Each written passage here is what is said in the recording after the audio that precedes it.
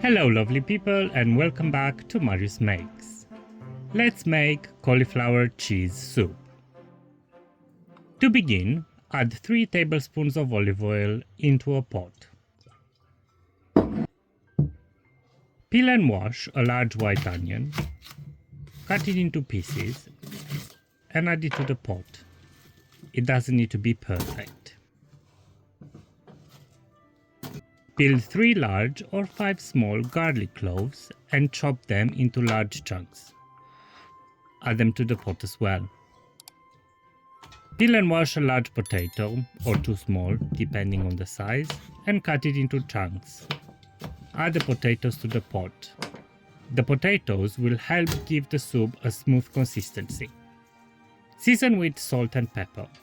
And cook the vegetables on medium heat for 10 minutes, stirring occasionally. While the vegetables cook, take a medium cauliflower, about 1.3 kilograms, and break it down into florets by removing the stalk. Don't throw away the stalk, just cut it in half and add it to the pile. When the vegetables have softened, add the cauliflower to the pot, followed by a little bit over 1 liter of water. Bring the soup to a boil, reduce the heat, and simmer until the vegetables are soft. This might take 10-15 minutes. Meanwhile, take 250 grams of mature cheddar cheese and grate it or cut it into cubes. When the vegetables are soft, remove the soup from the heat and add the cheese. Blitz the soup until you achieve a smooth consistency. Adjust for salt and you are ready to serve.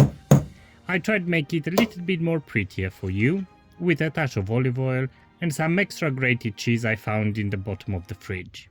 And that's it. I hope you enjoyed the video, and don't forget you can find more homemade food recipes on my channel. See you next time. Goodbye.